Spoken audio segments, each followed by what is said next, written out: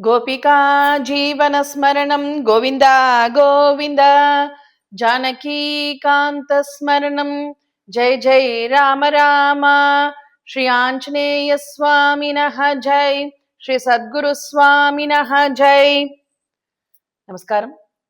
ஸ்ரீங்காலிபுரம் பெரிவா ஸ்ரீ அனந்தராம தீட்சிதருக்கு கோடி நமஸ்காரங்களை பண்ணி ஆரம்பிக்கிறேன். இன்றைய தினம் ஸ்ரீமத் பாகவத சப்தாகம் 4வது நாள் நரசிம்மாவதாரம் சொல்ல இருக்கிறேன். சுகாச்சாரியால் பரீட்சித் மகாராஜாவுக்கு கங்கா தீரத்துல ஸ்ரீமத் பாகவதத்தை சப்தாகமாக உபதேசம் பண்ணிட்டு வராள். ஒவ்வொரு நாளும் ராஜா மனசுல என்ன சந்தேகம் இருக்குங்கிறத தெரிஞ்சுக்கிண்டு சமயோச்சிதமா அதுக்கு ஏத்தா மாதிரியான சரித்திரங்களை சொல்லிட்டு வராள் பிரம்மனிஷ்டால். அப்போ ஒரு தினம் பரீட்சித் மகாராஜா மனசுல ஒரு சந்தேகம் இருந்தது. சுகரை பார்த்து கேட்டான், எனக்கு ஒரு சந்தேகம்னால். என்னன்னால் சுகர், இது மாதிரி பகவான் எப்பொழுதும் தேவதைகளுக்கே ஒத்தாசை பண்ணிட்டு இருக்கா மாதிரி தெரியுறதே, சுவாமி எல்லாருக்கும் பொது இல்லையா? இப்படி சுவாமி எப்பொழுதும் தேவர்களுக்கு மட்டுமே ஒத்தாசை பண்ணலாமா? இது சரியானு கேட்டால் பரீட்சித் மகாராஜா. அதுக்காக ராஜா மனசுல இருக்கிற அந்த சந்தேகத்தை தீக்கிறதுக்காக சுவாமி எப்படி அசுர குலத்துல பிறந்த பிரகலாதனுக்கு எப்படி சுவாமி ஒத்தாசை பண்ணினால் அப்படிங்கிறத சொல்றதுக்காக நரசிம்மாவதாரம் உபதேசம் பண்ணினாலாம் சுகாச்சாரியால். பிரகலாதன் அசுர குலத்துல பிறந்தவன். அப்படி அந்த அசுர குலத்துல பிறந்த அந்த குழந்தைக்கு சுவாமி எப்படி ஒத்தாசை பண்ணினால் அப்படிங்கிறத ராஜாவுக்கு புரிய வைக்கிறதுக்காக, சுவாமி எல்லாருக்கும் பொதுதான் அப்படிங்கிறத புரிய வைக்கிறதுக்காக நரசிம்மாவதாரத்தை போய் சொன்னால் சுகாச்சாரியால். ரொம்ப விசேஷமான சரித்திரம் நரசிம்மாவதாரம். ஹிரண்யகசிபு தன்னுடைய தம்பியான ஹிரண்யாட்சனை பகவான் வதம் பண்ணிவிட்டாளுங்கிற அந்த கோவத்தினால மந்திரமலைக்கு போய் 1000 வருஷம் கடுமையான தபஸ் பண்ணினான். அந்த தபஸ் மூலியமாக தபோக்னி புறப்பட்டு எல்லா இடத்தையும் எரிக்க ஆரம்பிச்சது. தேவதைகள்லாம் நடுங்கினாள். உடனே பிரம்மா அங்க பிரத்யட்சமா வந்தாள். ஹிரண்யகசிபுவை பார்த்து தபஸ நிறுத்துப்பான்னாள். நிறுத்த மாட்டேன், நீங்க எனக்கு ஒரு வரம் கொடுக்கணும், அப்பதான் நிறுத்துவேன் நான். ஹிரண்யகசிபு என்ன வரம்னு கேட்டால் பிரம்மா. ரொம்ப ஆச்சரியமான ஒரு வரத்தை கேட்டானாம் ஹிரண்யகசிபு.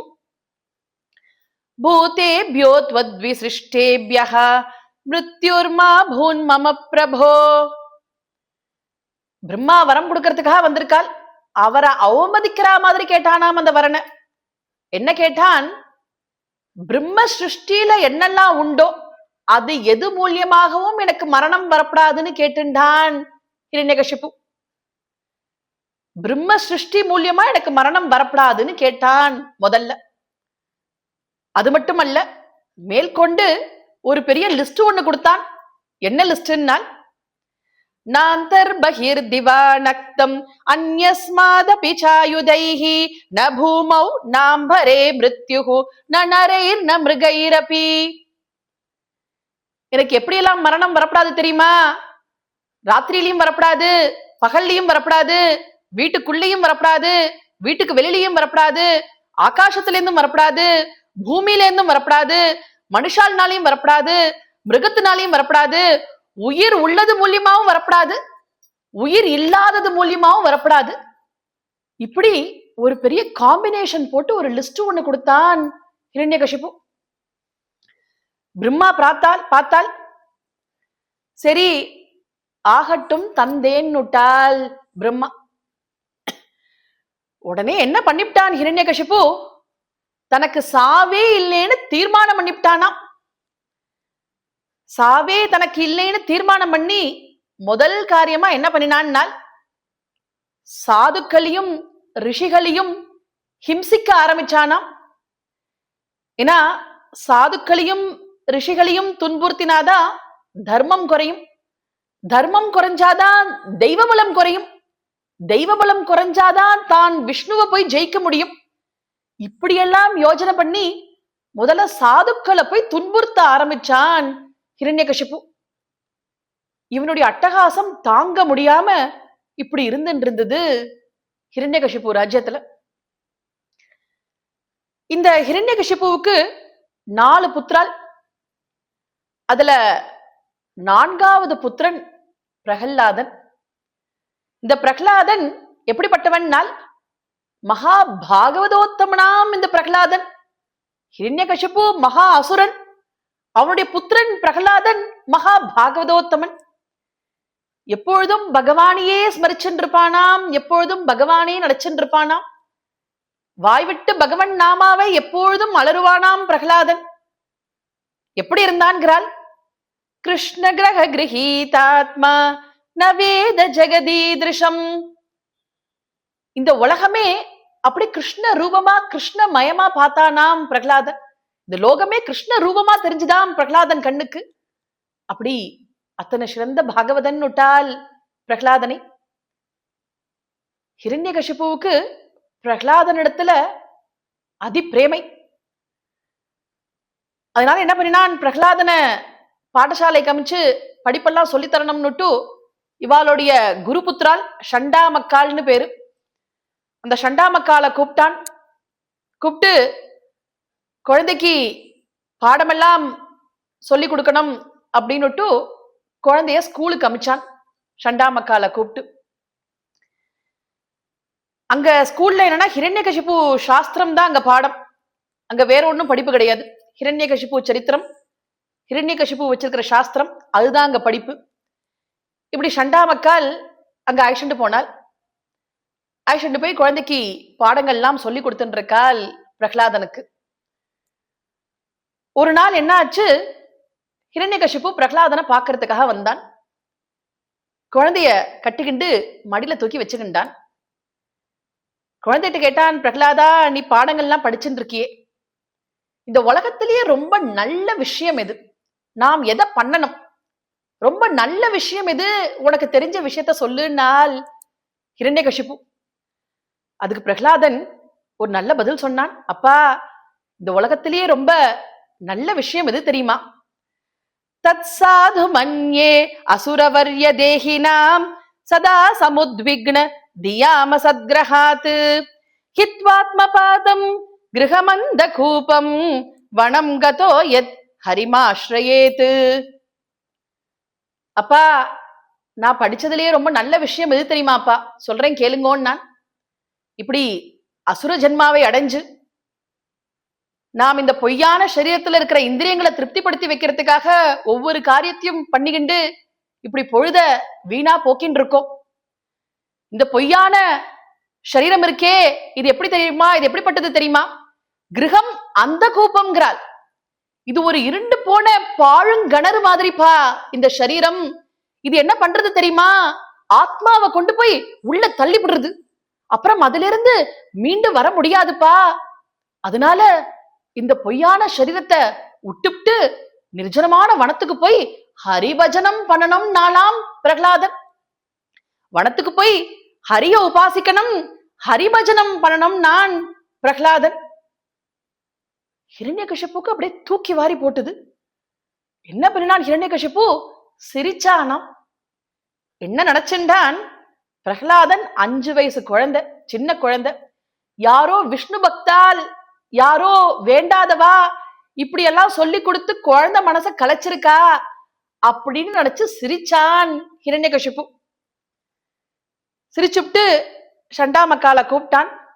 இது மாதிரி வேண்டாதவா யாரோ குழந்தைக்கு ஏதோ சொல்லி கொடுத்து மனசை கலைச்சிருக்கா, அது மாதிரி யாரோ எதுவும் சொல்லி கொடுக்காம பாத்துங்கோ, பாடத்தெல்லாம் ஒழுங்கா சொல்லி கொடுங்கோன்னு அதட்டினான் சண்டாமக்காலை கூப்பிட்டு. அவா நீங்க கவலைப்படாதீங்கோ, நாங்க பாத்துக்கிறேன்னு பிரகலாதனை திரும்ப அழைச்சிட்டு போனா ஸ்கூலுக்கு. அழைச்சிட்டு போயிட்டு பிரகலாதனை பார்த்து கேட்டாள், ஹே பிரகலாதா, உனக்கு இதெல்லாம் யார் சொல்லி கொடுத்தா, யாராவது வேண்டாதவா சொல்லி கொடுத்தாளா, வேண்டியவாளா வேண்டாதவாளா, இதெல்லாம் உனக்கு யார்ப்பா சொல்லி கொடுத்தான்னு கேட்டாள் சண்டாமக்கால். உடனே பிரகலாதன் என்ன பண்ணினான், நமஸ்காரம் பண்ணினானா. யாருக்குப்பா நமஸ்காரம் பண்றேன்னு கேட்டால் குருக்கள். இது மாதிரி வேதம் படிச்ச உங்களுக்கு கூட வேண்டியவா வேண்டாதவான்னு எந்த ஒரு மாயையினால தோன்றுதோ அந்த மாயைக்கெல்லாம் அதிபதியான சர்வேஸ்வரன் அந்த நாராயணனுக்கு நமஸ்காரம் பண்றேன் நாள் பிரகலாதன் பண்ணிட்டு சொன்னாலாம். இதெல்லாம் எனக்கு யார் சொல்லி கொடுத்தா தெரியுமா? வேண்டியவாளும் இல்லை, வேண்டாதவாளும் இல்லை. யதா பிராம்யத்யயோ பிரம்மன் ஸ்வயமாகர்ஷன்ன சந்நிதௌ ததா மே பித்யதே சேதஹ சக்கரபாணேர் யத்ருச்சயா. வேண்டியவனும் இல்லை, வேண்டாதவனும் இல்லை. எப்படி ஒரு இரும்பானது காந்தத்தை பார்த்ததே அப்படியே அதை இழுக்கிறதோ, அது மாதிரி நாராயணன் நாமாவை கேட்டதேயே என் ஹிருதயம் உருகிறதே, அவன் நாமாவை வாய்விட்டு அலறணும்னு என் மனசு துடிக்கிறதே, நான் என்ன பண்ணுவேன் நான் பிரகலாதன். உடனே பார்த்தால் சண்டா மக்காளுக்கு ரொம்ப கோபம் வந்துடுத்து. அதெல்லாம் பிரகலாதா, நீ இப்படி எல்லாம் பேசப்படாது, நாங்க சொல்லி கொடுக்கிற பாடத்தை தான் நீ படிக்கணும், நீயா இது மாதிரி தப்பு தப்பா பேசப்படாதுன்னால் சண்டா மக்கால். குழந்தைக்கு ரொம்ப குருபக்தி, அதனால சரின்னு கேட்டுண்டான் பிரகலாதன். உடனே பிரகலாதனை உட்காத்தி வச்சு அவனுக்கு ராஜநீதி ராஜசாஸ்திரங்கள் எல்லாம் சொல்லி கொடுத்தால் சண்டா மக்கால். குழந்தைக்கு ராஜநீதி ராஜசாஸ்திரங்கள் எல்லாம் நன்னா நெற்றுவாயிடுத்து நன்னா வந்துடுத்து. ஒரு நாள் அழிச்சுண்டு போனால், ஹிரண்யகசிபு சபைக்கு அழிச்சுண்டு போனால், பிரகலாதனுக்கு நன்னா பட்டெல்லாம் கட்டி கண்ணுக்கு மையெல்லாம் இட்டு குழந்தைக்கு நன்னா அலங்காரம் பண்ணி அப்படி அழிச்சுண்டு போய் ஹிரண்யகசிபு இருக்கிற சபையில கொண்டு போய் விட்டால் பிரகலாதனை. பிரகலாதன் ரொம்ப அழகா லட்சணமா இருந்தாலாம் பாக்குறதுக்கு. ஹிரண்யகசிபுவை பார்த்ததே பிரகலாதன் என்ன பண்ணினான், பாதயோஹோ பதிதம் பாலம் பிரதிநந்தியாசிஷாசுரஹ பரிஷ்வஜ்ய சிரம் தோர்பியாம் பரமாமாப நிர்வృతిம். ஹிரண்யகசிபு பார்த்ததே பிரகலாதன் ஓடி போய் அப்பா சரணத்துல விழுந்து நமஸ்காரம் பண்ணினானாம், பிதா சரணத்துல விழுந்து நமஸ்காரம் பண்ணினானாம். அத்தனை பித்ருபக்தியாம் பிரகலாதனுக்கு. இப்படி 5 வயசு குழந்தை பட்டெல்லாம் கட்டிக்கிண்டு தன் கால்ல விழுந்து நமஸ்காரம் பண்றத பார்த்ததே ஹிரண்யகசிபுக்கு பரம ஆனந்தம். குழந்தைய அப்படி கட்டிக்கின்றான், மடியில தூக்கி வச்சுக்கின்றான் பிரகலாதனை. அத்தனை ஆனந்தப்பட்டான் ஹிரண்யகசிபு. மடியில தூக்கி வச்சுக்கிண்டு பிரகலாதன்ட்ட திரும்ப இன்னொரு கேள்வி கேட்டார். பிரகலாதா, நீ குருட்ட படிச்சதிலேயே எது ரொம்ப நல்ல பாடம்னு கேட்டான். நீ குருட்ட சொல்லின்றதுலயே எது ரொம்ப நல்ல பாடம்னு கேட்டான் ஹிரண்யகசிபு. இதுக்கு பிரகலாத சுவாமி அழகான பதில் சொன்னார். அப்பா, என் குருட்ட படிச்சதுலயே ரொம்ப சிறந்த பாடம் எது தெரியுமா? சொல்றேன் கேளுங்கன்னார். ஸ்ரவணம் கீர்த்தனம் விஷ்ணோஹோ ஸ்மரணம் பாதசேவனம் அர்ச்சனம் வந்தனம் தாஸ்யம் சக்கியமாத்ம நிவேதனம் இதி பும்சார்பிதா விஷ்ணோ பக்திஷ்சேன்னவலக்ஷணா கிரியதே பகவத்யத்தா தன்மன்யேதீதமுத்தமம். அப்பா, நான் குருட்ட படிச்சதுலயே ரொம்ப முக்கியமான பாடம் எது தெரியுமா? நாம் மகான்கள் இடத்துல இருந்து பகவத் குணத்தை அவ வாக்குனால கேட்கணும், அல்லது நாமாகவே பகவன் நாமாவை வாய்விட்டு அலறணும், அல்லது பகவத் பாதத்துல போய் சேவை பண்ணணும், அல்லது அவன் சன்னதியில அகோராத்திரம் நமஸ்காரம் பண்ணணும், அல்லது துளசியினால அர்ச்சனை பண்ணணும், அல்லது அவனை சகாவாய் பாவிக்கணும், அல்லது ஆத்ம நிவேதனம் பண்ணணும், அல்லது அத்தனை கர்மாவையும் கிருஷ்ணார்ப்பணமாக பண்ணணும். இப்படி 9 விதமான பக்தியில ஏதாவது ஒரு பக்தியை நம்ம கை கொள்ளனா இந்த ஜன்மா வீணா போயிடும்பா. இதுதான் நான் குருட்ட படிச்சதுல ரொம்ப சிறந்த பாடம் நாள் பிரகலாதன். உடனே சண்டா மக்காளுக்கு அப்படி தூக்கி வாரி போட்டுது. ஏன்னா அவா சொல்லி கொடுக்கல இத. இது எப்போ கத்துட்டு இருக்கு குழந்தைன்னா, நாரத சுவாமி பிரகலாதன் அம்மா கர்ப்பத்துல இருக்கும்பொழுது நாரதர் உபதேசம் பண்ணியிருக்காள். நாரதரும் குரு தானே, எந்த குரு சொல்லி கொடுத்தா என்ன? அதனால குருட்ட படிச்சதுல வசதியான பாடம் எதுன்னு கேட்டதே இந்த பதில போய் சொல்லி கொடுத்து குழந்தை. பிரகலாதன் பொய் சொல்ல மாட்டாள்னு எல்லாருக்கும் தெரியும். உடனே அதட்டினான் சண்டாமக்கால கூப்பிட்டு ஹிரண்யகசிபு.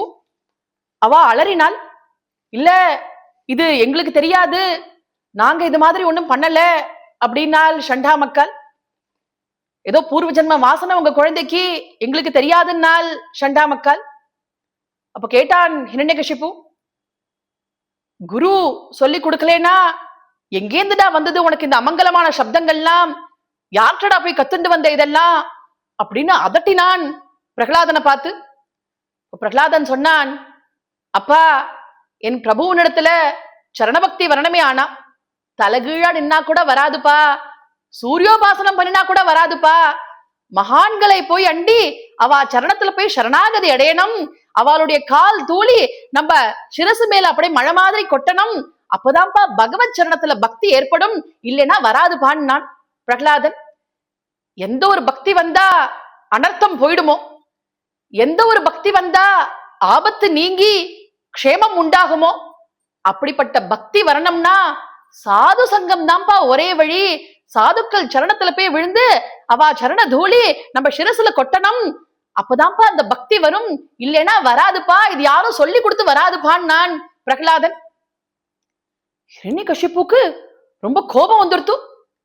இது பரியந்தம் ஏதோ பகவான் கால்ல போய் விழணும்னு சொல்லிட்டு இருந்தேன், இன்னைக்கு பாகவதன் கால்ல வேற போய் விழணும்ங்கிறியா என்ன?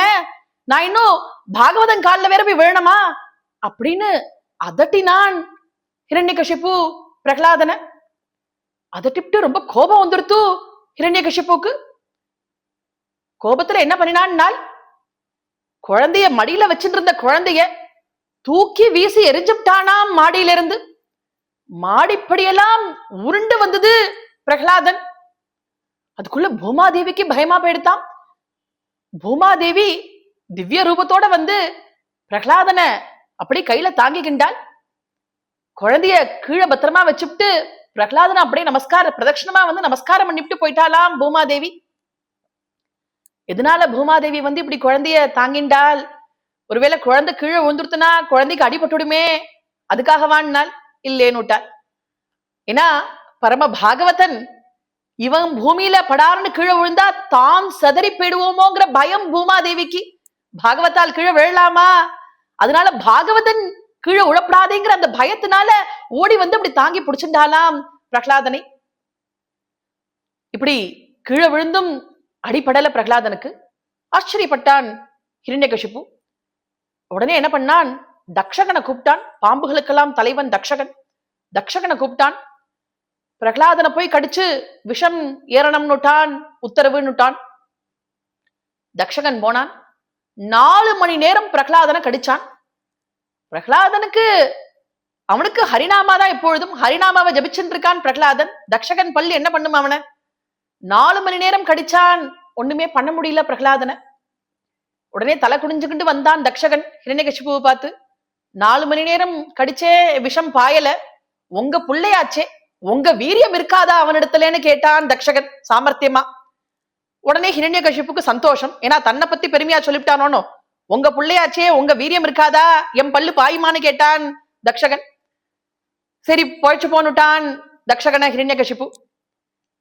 மலையிலேந்து உருட்டி விட்டான், ஒண்ணும் ஆகல. அன்ன ஆகாரம் இல்லாம பட்னி போட்டான், ஒண்ணுமே பண்ண முடியல. கடைசியில என்ன பண்ணினான், தன்னுடைய பத்னியான கயாத்துவ கூப்பிட்டான். கயாத்துன்னு ஹிரண்யகசிபுவினுடைய பத்னி, மகா சாத்வி அவள். அவளை கூப்பிட்டான்.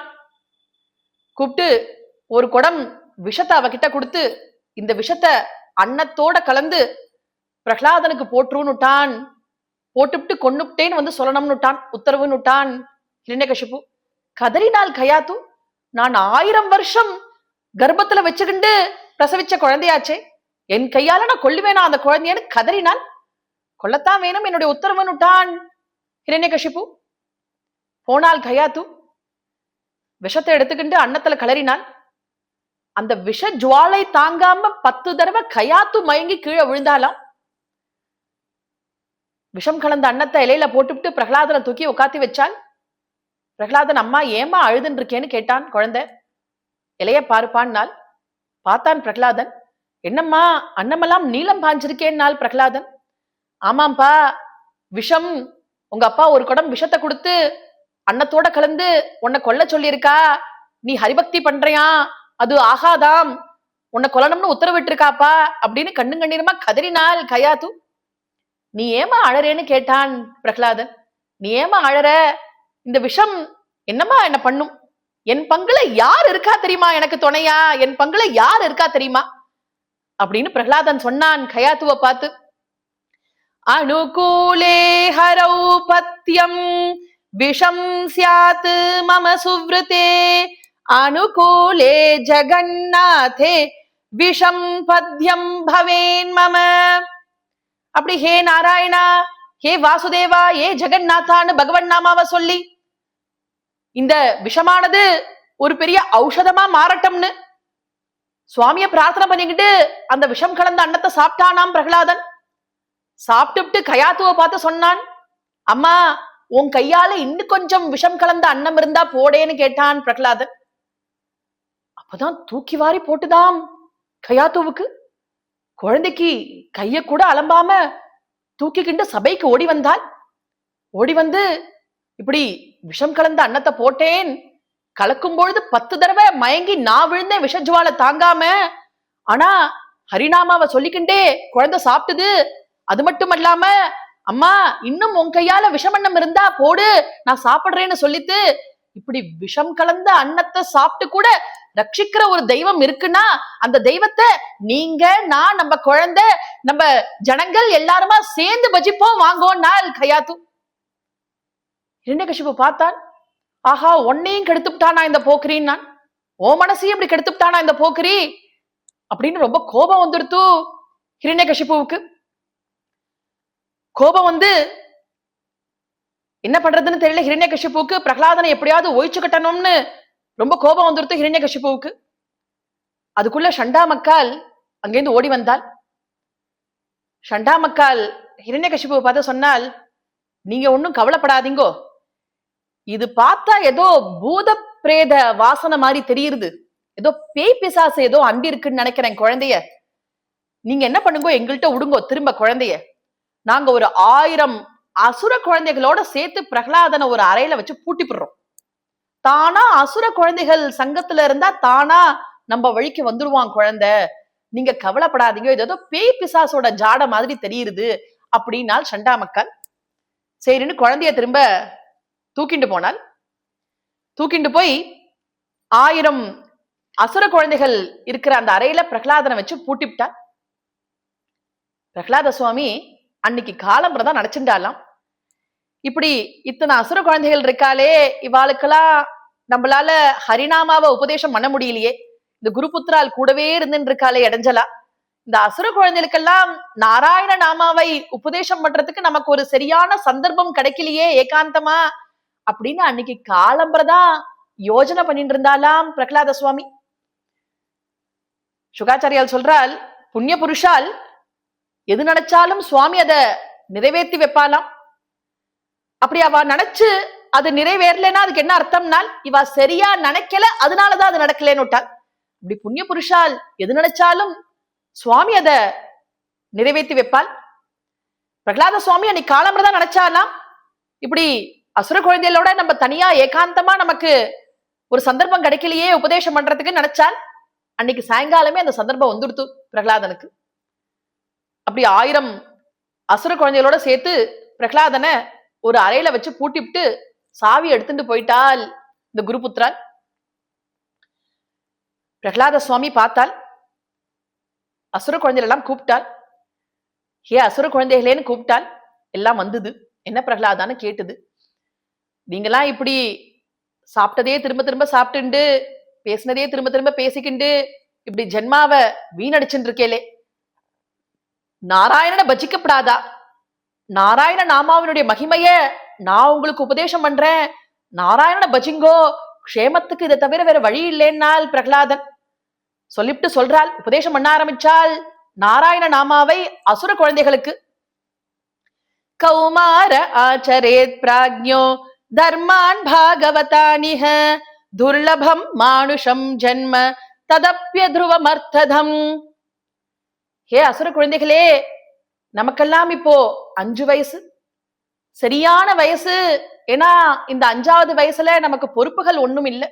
நாராயணனை பஜிக்கிறதுக்கு இதுதான் ரொம்ப சரியான வயசு. ஏன்னா யௌவனம் வந்து அப்புறம் விவாகமாயி குழந்தையெல்லாம் வந்தாச்சுன்னா கதை கேட்கறதுக்கு 5 நிமிஷம் சமயம் ஒதுக்க முடியுமா?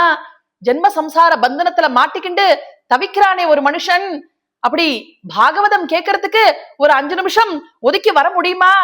முடியாதுடா. அதனால இந்த 5வது வயசுல பகவான பஜிக்கணும், இதுதான் சரியான வழின்னு ஆத்ம தத்துவத்தை எல்லாம் உபதேசம் பண்ண ஆரம்பிச்சால் அந்த அசுர குழந்தைகளுக்கு பிரகலாதன். அப்ப அந்த அசுர குழந்தைகள்லாம் பிரகலாதனை பார்த்து கேட்டால், பிரகலாதா, நாங்க படிக்கிற அதே குருவின் இடத்துல தானே நீயும் படிக்கிற, இத்தனை விஷயம் சொல்றியே, இதெல்லாம் உனக்கு எப்படி தெரியும்? இதெல்லாம் உனக்கு யார்ப்பா சொல்லி கொடுத்தான்னு கேட்டது அந்த அசுர குழந்தைகள்லாம். அதுக்கு பிரகலாத சுவாமி சொல்றாள், இதெல்லாம் நான் நாரதர்கிட்ட உபதேசம் வாங்கிட்டேன்னு பழைய கதையெல்லாம் சொல்றாள். ஹிரண்யகசிபு தபசுக்கு போயிட்டான் 1000 வருஷம். இப்ப பிரகலாத சுவாமி கயாத்து கர்ப்பத்துல இருக்கான்.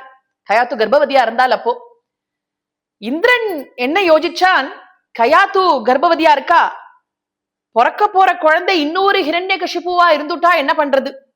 அதனால இப்போ கர்ப்பத்திலேயே அந்த குழந்தைய நம்ம அழிச்சுடணும் அப்படின்னு ஒரு துர்யோஜனை ஒண்ணு தோணித்து இந்திரனுக்கு. கயாத்துவ கடத்திக்கிட்டு போயிட்டான் இந்திரன். போற வழியில நாரத சுவாமி பார்த்துட்டான். தடுத்தால் அவனை, எதுக்குடாப்பா இந்த காரியத்தை பண்ணிட்டு இருக்க, நீ பண்ணலாமா இந்த காரியத்தைன்னு கேட்டால் நாரத சுவாமி. தேவேந்திரன் சொன்னான், ஹிரண்யகசிபுவுக்கு இன்னொரு வீரியம் வளர்ந்துட்டு இருக்கு, இது உடப்படாதுன்னு நான் தேவேந்திரன். நாரத சுவாமி சொன்னால், அவன் யார் தெரியுமாடா, மகா பாகவதோத்தமன்டா, நம்ம அத்தனை பேரையும் ரட்சிக்கிறதுக்காக வந்திருக்காண்டா, பாகவதன் இருக்காண்டா கர்ப்பத்திலன்னாள் நாரத சுவாமி. உடனே இந்திரனுக்கு பரம சந்தோஷம். கத்தியெல்லாம் கீழே போட்டான்.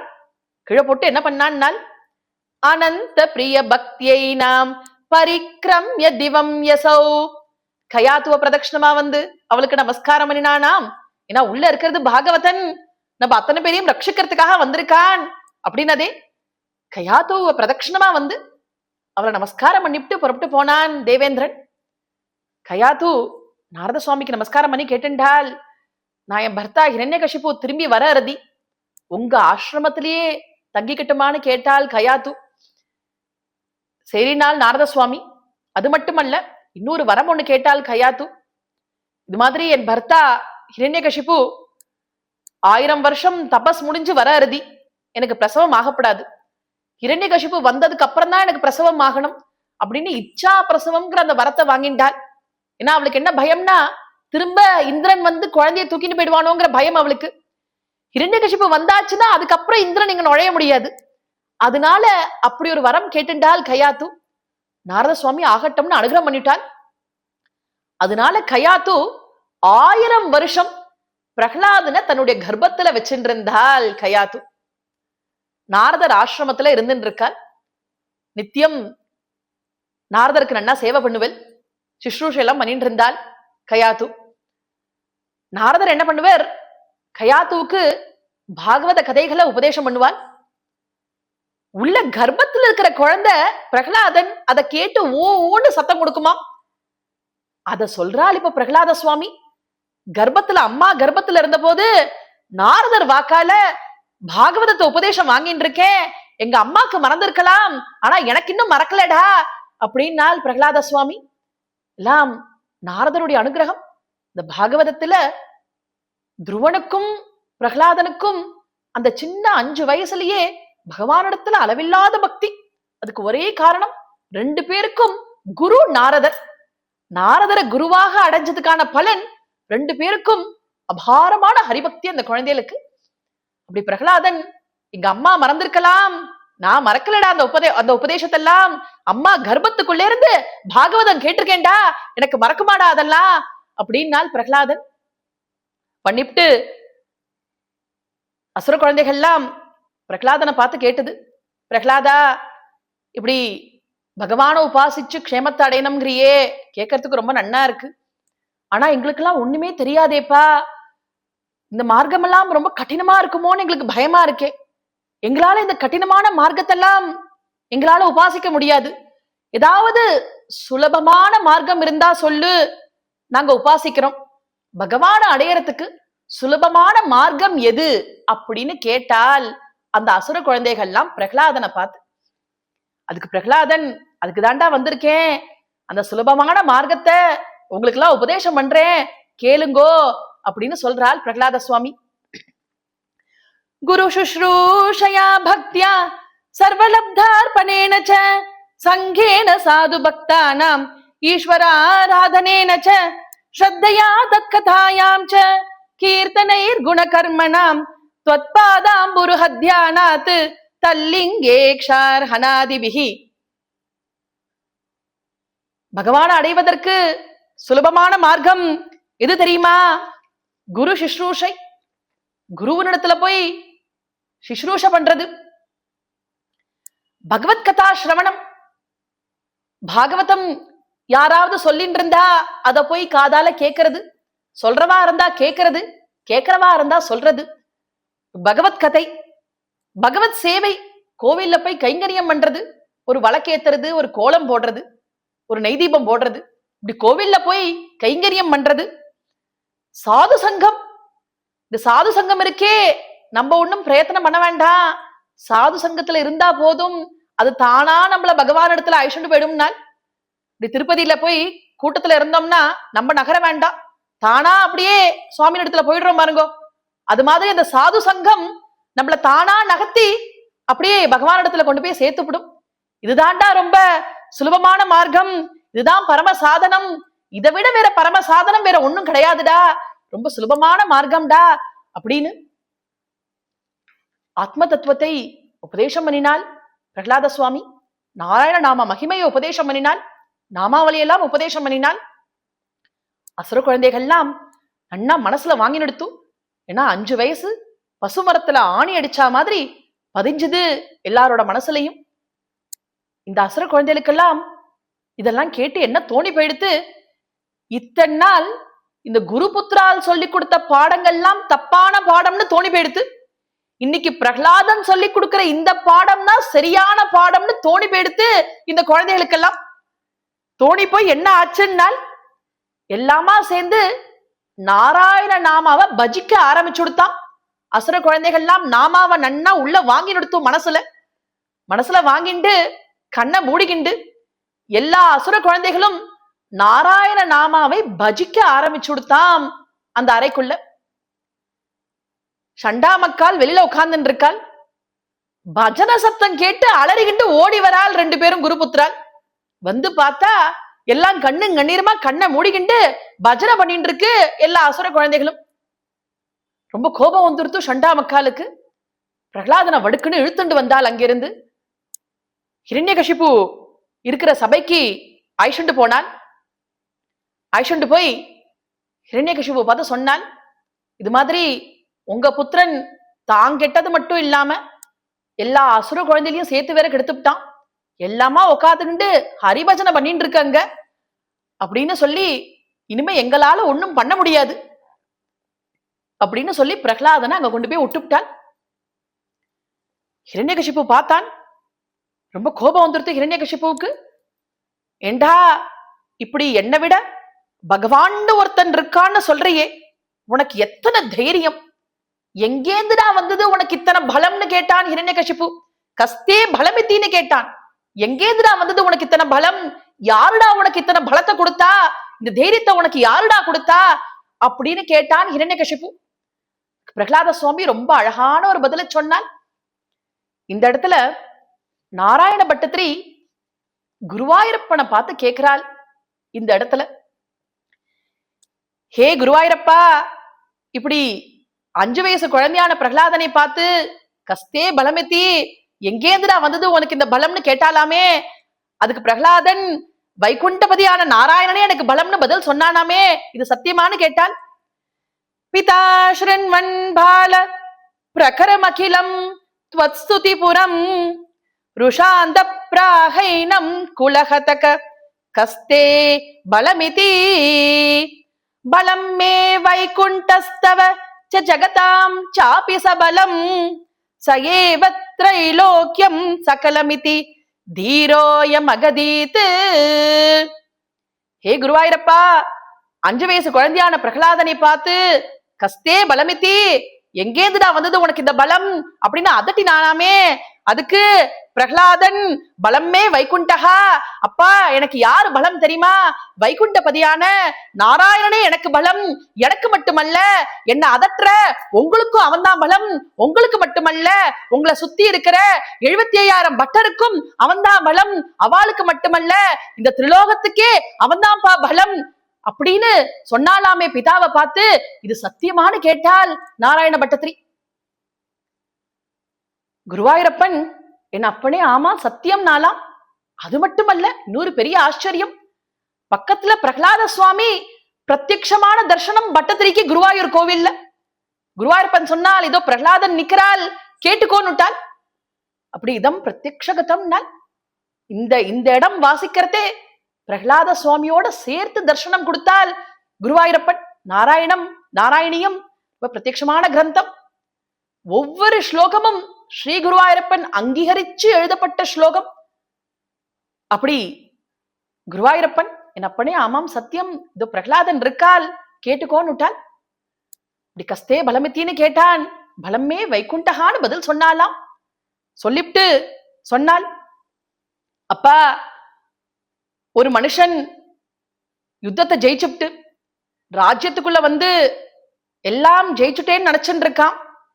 ஆனா உள்ளுக்குள்ள மனசுல இருக்கிற 6 சத்ரு, காம குரோத மதம் லோபம் அசூகை மோகம், இப்படி 6 சத்ருவை அவனால ஜெயிக்க முடியல.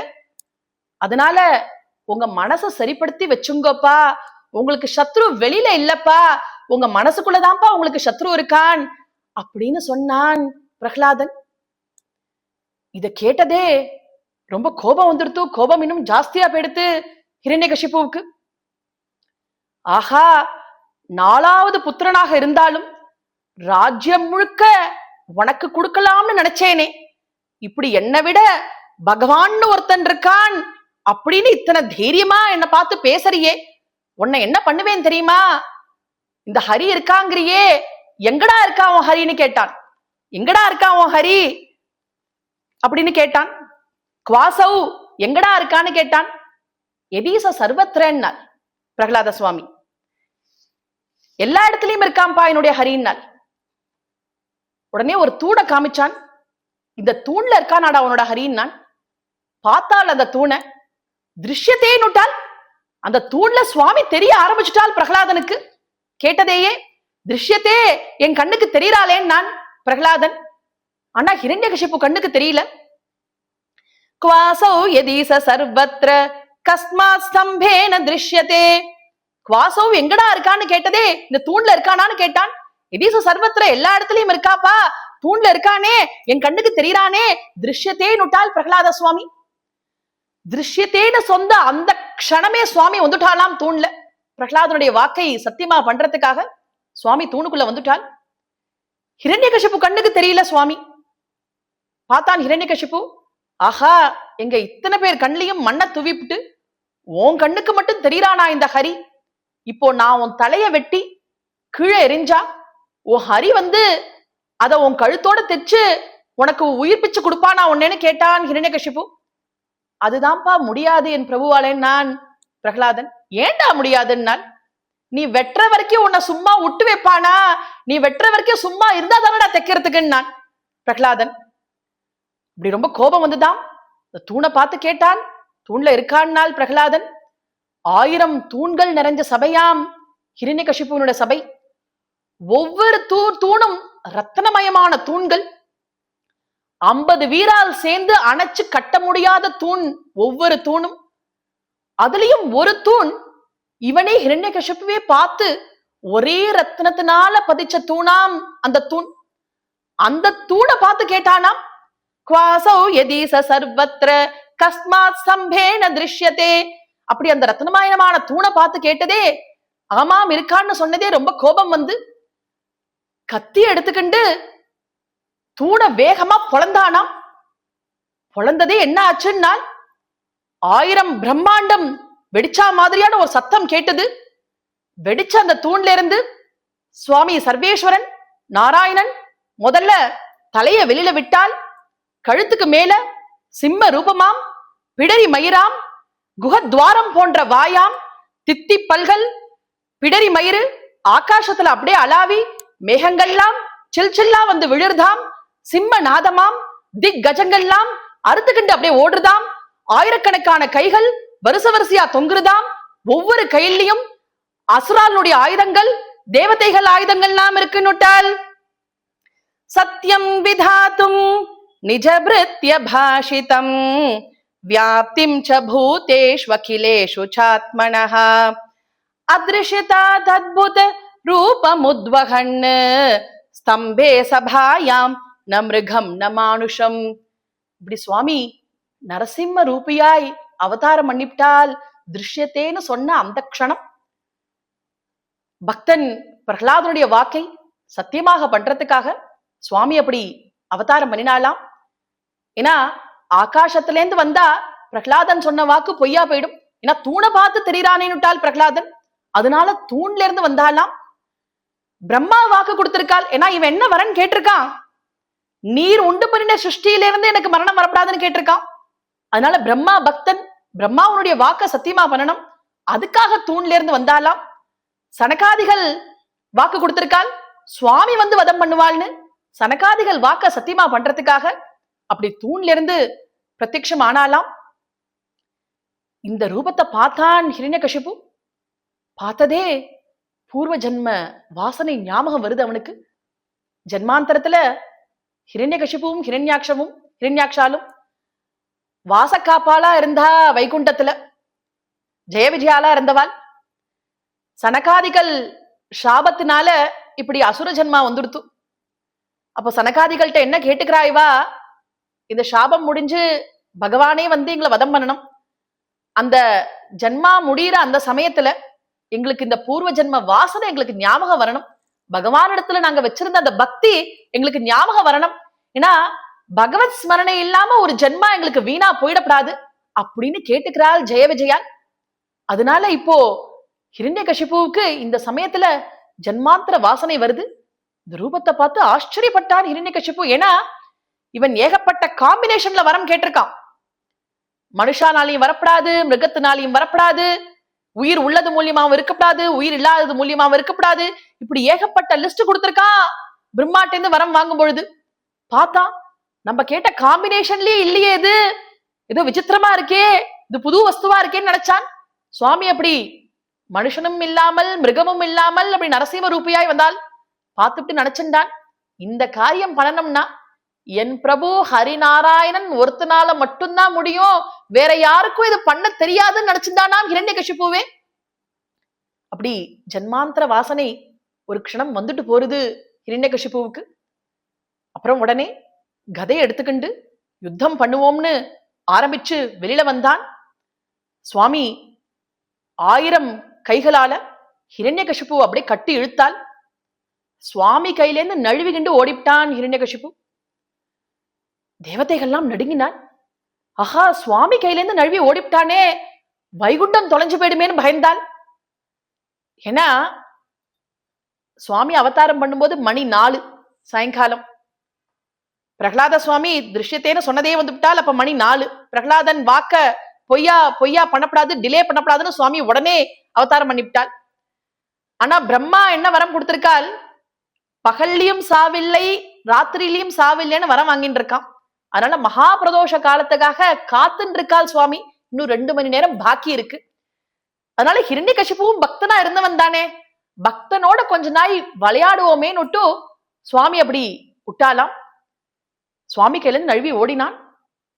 உடனே மகா பிரதோஷ காலம் வந்த உடனே சுவாமி 1000 கைகளால ஹிரண்யகசிபுவை கட்டி இழுத்தால். இழுத்து சபையினுடைய வாசப்படியாம், இந்த வாசப்படியில சுவாமியினுடைய மடியில தூக்கி தொடையில போட்டுண்டால். இரவும் இல்லாமல் பகலும் இல்லாமல் மகா பிரதோஷ காலம், உள்ளேயும் இல்லாமல் வெளியிலையும் இல்லாமல் சபையினுடைய வாசப்படியாம், மனுஷனும் இல்லாமல் மிருகமும் இல்லாமல் நரசிம்ம ரூபமாம், உயிர் உள்ளதும் இல்லாமல் உயிர் இல்லாததும் இல்லாமல் சுவாமி தன்னுடைய நகங்களை ஆயுதமாக கொண்டு கருடன் எப்படி பாம்பு அப்படியே கொதருமோ அது மாதிரி ஹிரண்யகசிபு சரீரத்தை அப்படியே பிச்சு எடுத்து அவன் கொடலை உருவி மாலையா போட்டுட்டாள் நரசிம்ம சுவாமி. போட்டுண்டது மட்டுமல்ல, ஹிரண்யகசிபு கொடலை மாலையா போட்டுக்கிண்டு அவன் சிம்மாசனத்துல ஏறி உட்கார்ந்துக்கிண்டு கர்ஜிக்க ஆரம்பிச்சுட்டாலாம் சுவாமி. அந்த கர்ஜனையை பார்த்து தேவதைகள்லாம் நடுங்கினால், ஆஹா இது ரொம்ப விசித்திரமான ரூபமா இருக்கே, இப்படி நாங்கள் பார்த்தது இல்லையே. தேவதைகள்லாம் நடுங்கினால். எல்லாரும் தரிசனம் பண்ண வந்திருக்காள் நரசிம்ம அவதாரத்தை. மகாலட்சுமி வந்திருந்தாள். மகாலட்சுமியை கூப்பிட்டு நீங்க தான் சுவாமியை சாந்தப்படுத்தணும், சுவாமி இப்படி கர்ஜிக்கிறாளேன்னால். லட்சுமி பார்த்தால் அந்த ரூபத்தை, ஆஹா இதென்னது தித்தி பல்லும் பிடிரி மயிரும், இப்படி நான் பார்த்தது இல்லையே. எப்பொழுதும் போல மங்கள ரூபியாய் வந்தா நான் பாத்துக்கிறேன், இல்லைன்னா இங்கேயே உட்காந்து தியானம் பண்ண போறேன்னுட்டால் மகாலட்சுமி. அந்த இடத்துக்கு வரமாட்டேன்னுட்டால் பயந்துகிண்டு. பிரம்மா பார்த்தால் பிரகலாதன் கண்ணும் கண்ணீருமா சுவாமிய ஸ்தோத்திரம் பண்ணிட்டு இருக்கு குழந்தை. பிரகலாதனை கூப்பிட்டு, அப்பா பிரகலாதா இது உனக்காக பண்ணின அவதாரம்டா, நீதான்ப்பா பாந்தப்பட்டவன், சுவாமியை நீதான்ப்பா சாந்தப்படுத்தணும்னால். உடனே பிரகலாதன் சுவாமிய ஸ்தோத்திரம் பண்ணி சுவாமி தட்சணம் சாந்தம் அடைஞ்சால். பிரகலாதனை கட்டிக்கிண்டு ஏதாவது வரம் கேளு தரேன்னு சுவாமி பிரகலாதனுக்கு அனுகிரகம் பண்ணினாள். ஏதாவது வரம் கேளு பிரகலாதா, உனக்கு அனுகிரகம் பண்றேன்னாள் சுவாமி. பிரகலாதன் சொன்னான், இது ரொம்ப நன்னா இருக்கே, உங்கள்கிட்ட நான் வரம் வாங்கினுட்டா நான் வியாபாரி ஆயிட மாட்டேனா, இது என்ன வியாபாரமா, என்ன வியாபாரி ஆக்காதீங்கன்னாள் பிரகலாதன். இல்லப்பா நீ ஏதாவது கேட்டுதான் ஆகணும் அப்படின்னு ரொம்ப நிர்பந்தப்படுத்தினாள். அப்படியானா இப்பவே என்ன உங்களோட வைகுண்டம் அழிச்சுட்டு போயிடுங்கன்னாள் பிரகலாதன். இல்லப்பா நான் அப்படி பண்ணிவிட்டா லோகம் முழுக்க என்ன நிந்திக்கும்பா, இப்படி 5 வயசு குழந்தை பிரகலாதன் கல்யாணமா கார்த்தியா ராஜ்யமா ஒண்ணுமே இல்லாம சுவாமி இப்படி பண்ணிவிட்டாலேன்னு லோகம் முழுக்க என்ன வெய்யும்பா நாளைக்கு, அப்படி பண்ண மாட்டேன்னாள் சுவாமி. ரொம்ப நிர்பந்தப்படுத்தி நீ வேற ஏதாவது ஒரு வரம் வாங்கிக்கணும்னாள் சுவாமி. பிரகலாதன் சொன்னால் உடனே, அப்படியானா எனக்கு ஒரு வரம் தாங்கோன்னாள். என்னப்பான்னாள், இந்த மாதிரி என்னுடைய பிதா ஹிரண்யகசிபு எத்தனையோ தப்பு காரியங்கள் பண்ணியிருக்கான், உங்களை நிந்திச்சிருக்கான், உங்களை அவதூறா பேசியிருக்கான், உங்களை வதம் பண்றதுக்காக வந்திருக்கான். ஆனா பகவத் அபச்சாரத்துக்கு கூட பிராயஷ்சித்தம் உண்டு, உங்களை அபச்சாரமா பண்ணினதுக்கு கூட பிராயஷ்சித்தம் உண்டு. ஆனா மன்னிக்கவே முடியாத ஒரு பெரிய தப்பு ஒண்ணு பண்ணியிருக்கான். என்ன நிந்திச்சிருக்கான், என்ன காலால எட்டி உதைச்சிருக்கான், என்ன மலையில இருந்து தள்ளி விட்டுருக்கான், விஷம் வச்சு கொல்ல பார்த்திருக்கான். இந்த பாகவத அபச்சாரம் இருக்கே, இதுக்கு பிராயஷ்சித்தமே இல்லை. பகவானுடைய பக்தால அவமானப்படுத்திவிட்டா அதுக்கு பிராயஷ்சித்தமே இல்லைன்னு விட்டான். பாகவத அபச்சாரம் இருக்கே அதுக்கு பிராயஷ்சித்தமே இல்லையே, என்ன இப்படியெல்லாம் பண்ணிருக்கானே என்னுடைய அப்பா, அதனால என் பிதா ஹிரண்யகசிபு நரகம் போயிடாம இருக்கணும், நீங்க அவனுக்கு அனுகிரகம் பண்ணணும் நாள் பிரகலாத சுவாமி. பிதாவினிடத்துல எத்தனை பக்தி பாருங்க குழந்தைக்கு. இத்தனை துஷ்டனா இருந்தாலும் தன்னுடைய பிதா ஹிரண்யகசிபு நரக்கம் போயிடப்படாது அப்படின்னு பிரகலாதன் வேண்டிக்கின்றான் சுவாமியின் இடத்துல. சுவாமி சொன்னால், பிரகலாதா உங்க அப்பா ஹிரண்யகசிபுவுக்கு குழந்தை பிரகலாதன் நீ எப்போ புத்திரனா பிறந்தியோ அப்பவே உங்க அப்பாவோட சேர்த்து 16 தலைமுறைக்கு வைகுண்டத்துல சீட்டு ரிசர்வேஷன் ஆயிடுத்துப்பான். வைகுண்டத்துல சீட்டு போட்டாச்சுப்பா 16 தலைமுறைக்கு, நீ கவலைப்படாதேன்னாள். அது மட்டுமல்ல, உங்க அப்பா என்னுடைய பக்தன்பா, அதனால சாபத்தினால இந்த அசுர ஜென்மா வந்துடுத்து, வைகுண்டம் போய் சேருவாள், கவலைப்படாதேன்னாள். இப்படி இந்த பிரகலாதன் அப்புறம் பட்டாபிஷேகமாயி ராஜ்யபரிபாலம் பண்ணி பகு வருஷங்கள் ராஜ்யமாண்டாள் பிரகலாத சுவாமி. அப்படி நரசிம்மாவதாரம் சொல்லி க்ஷேமத்தை அடைஞ்சாள்னு பரீட்சத்து மகாராஜாவுக்கு சுகாச்சாரியால் கங்கா தீரத்துல இந்த பாகவத சப்தாகத்துல நரசிம்ம அவதாரத்தை சொல்றான். ரொம்ப விசேஷமான சரித்திரம் நரசிம்மாவதாரம். மேற்கொண்டு அடுத்தடுத்த தினங்கள்ல பல சரித்திரங்கள் சொல்ல இருக்கிறேன். அத்தனை பேரும் கேட்கணும்னு பிரார்த்தனை பண்ணிக்கிறேன். பாகவதம் சொல்றவா கேட்கிறவா அத்தனை பேருக்கும் அபாரமான கிருஷ்ண பக்தி உண்டாகணும்னு பிரார்த்தனை பண்ணிக்கிறேன். கோபிகா ஜீவன ஸ்மரணம் கோவிந்தா கோவிந்தா.